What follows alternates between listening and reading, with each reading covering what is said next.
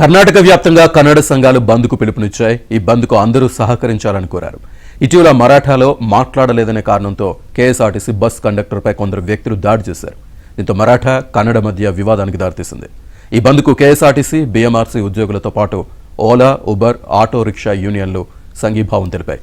పరీక్షలతో schools, కాలేజీలు మూతపడతాయా లేదా అనే దానిపై స్పష్టత లేదు. దీంతో విద్యార్థులు ఆందోళనకు గురవుతున్నారు.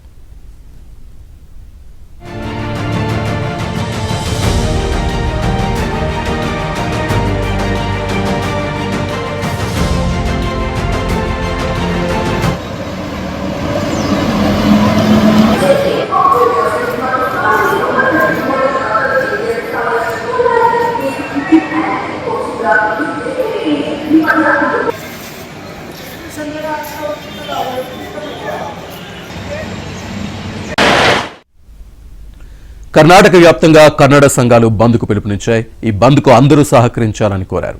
ఇటీవల మరాఠాలో మాట్లాడలేదనే కారణంతో కేఎస్ఆర్టీసీ బస్ కండక్టర్పై కొందరు వ్యక్తులు దాడి చేశారు. దీంతో మరాఠా కన్నడ మధ్య వివాదానికి దారితీసింది. ఈ బంద్కు కేఎస్ఆర్టీసీ, బీఎంఆర్సీ ఉద్యోగులతో పాటు ఓలా, ఉబర్, ఆటో రిక్షా యూనియన్లు సంఘీభావం తెలిపాయి. పరీక్షలతో స్కూల్స్, కాలేజీలు మూతపడతాయా లేదా అనే దానిపై స్పష్టత లేదు. దీంతో విద్యార్థులు ఆందోళనకు గురవుతున్నారు.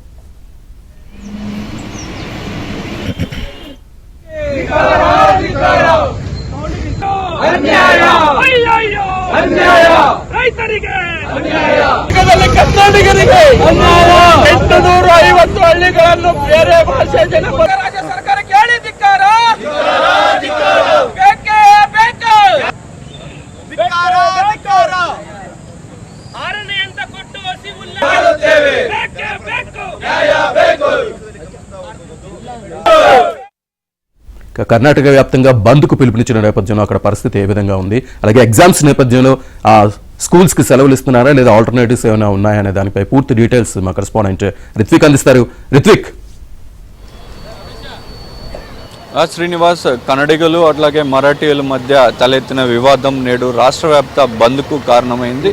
ఇటీవల బెలగాంలో ఒక కర్ణాటక ఆర్టీసీ కండక్టర్ మీద మరాఠీలు దాడి చేశారనే నేపథ్యంలో వీరందరూ కూడా కన్నడ సంఘాలన్నీ కూడా ఇవాళ బంద్కు పిలుపునిచ్చాయి. అయితే రాష్ట్ర వ్యాప్త 12 గంటల బంద్కు పిలుపునిచ్చిన నేపథ్యంలో ఇటు కర్ణాటక రాజధాని బెంగళూరులో మాత్రం బంద్ ప్రభావం ఏమీ లేదనే చెప్పుకోవాలి. ఇతర జిల్లాల్లో పాక్షికంగా బంద్ ప్రభావం ఉంది. మనం ఒకసారి చూడొచ్చు, యథావిధిగా కూడా బస్సులు కానీ, బిఎంటీసీ బస్సులు కానీ, కర్ణాటక ఆర్టీసీ బస్సులు కానీ, ఇతర రవాణా సౌకర్యం మొత్తం కూడా యథావిధిగా ఉంది. అట్లాగే తొలుత ఈ షాపింగ్ కాంప్లెక్స్ అట్లాగే మార్కెట్ వంటివి బంద్ అవుతాయని చెప్పి కన్నడ సంఘాలు ప్రకటించినప్పటికీ వాటి మీద ఎలాంటి ప్రభావం చూపలేదు. బెంగళూరు మొత్తం కూడా సాధారణ పరిస్థితులే ఉన్నాయి. ఇప్పుడు ప్రస్తుతం విద్యార్థులకు పరీక్షలు జరుగుతున్న నేపథ్యంలో ప్రభుత్వం బంద్కు మద్దతు ఇవ్వమని చెప్పి ప్రకటించింది. ఈ నేపథ్యంలో ఎలాంటి అవాంఛనీయ ఘటనలు జరగకుండా కూడా పోలీసులు పెద్ద ఎత్తున బందోబస్తును ఏర్పాటు చేశారు. మనం ప్రస్తుతం టౌన్ హాల్ వద్ద ఉన్నాము. ఈ టౌన్ హాల్ వద్ద నుంచే కూడా కన్నడ సంఘాలు ర్యాలీ నిర్వహిస్తామని చెప్పి, ఇక్కడి నుంచి ఫ్రీడమ్ పార్క్ వరకు కూడా ర్యాలీ నిర్వహిస్తామని చెప్పి, బస్సులు మొత్తం కూడా అడ్డుకుంటామని చెప్పి నిన్న ప్రకటించడం జరిగింది. ఈ నేపథ్యంలోనే పోలీసులు భారీ ఎత్తున బందోబస్తు ఏర్పాటు చేశారు. బెంగళూరు వ్యాప్తంగా కూడా ప్రధాన కూడళ్లలో మొత్తం కూడా పోలీసులు పకడ్బందీగా కూడా బందోబస్తు ఏర్పాటు చేశారు. ఎలాంటి అవాంఛనీయ ఘటనలు జరగకుండా కూడా వీరందరూ కూడా ఉదయం నుంచి కూడా ఇక్కడ ప్రధాన సర్కిల్లో మొత్తం కూడా పహారా వేస్తున్నారు. మరోవైపు విద్యార్థులు ఎటువంటి ఇబ్బందులు లేకుండా వెళ్లేందుకు అవసరమైన ఏర్పాట్లు కూడా చేశారు. ఎక్కడా కూడా ట్రాన్స్పోర్ట్కి ఇబ్బంది లేకుండా, ఇటు ఎయిర్పోర్ట్కి వెళ్లే వారికి ఇబ్బందులు లేకుండా కూడా అన్ని ప్రాంతాల్లో కూడా పోలీసులు పహారా కాస్తున్నారు. ఉదయం నుంచి కూడా ఇటు బెంగళూరు బిఎంటీసీ బస్సులు కానీ, కర్ణాటక ఆర్టీసీ బస్సులు కానీ మెజెస్టిక్ నుంచి యథావిధిగా కొనసాగుతున్నాయి. మరోవైపు జిల్లాల్లో మాత్రం పాక్షికంగా బంద్ ప్రభావం ఉంది. కన్నడ సంఘాలన్నీ కూడా బస్సులను అడ్డుకునే ప్రయత్నం చేస్తున్న నేపథ్యంలో వారిని అంతా కూడా కన్నడ సంఘ నేతలను అదుపులోకి తీసుకుని యథావిధిగా వెళ్ళే బస్సులు ప్రయాణించే విధంగా కూడా చూస్తున్నారు. ఇటు మహారాష్ట్ర బార్డర్లో మాత్రం మహారాష్ట్ర నుంచి బస్సులు కర్ణాటకలోనికి అనుమతి లేకుండా రాకుండా కూడా పోలీసులు అక్కడ బార్డర్లో నిలిపివేస్తున్నారు.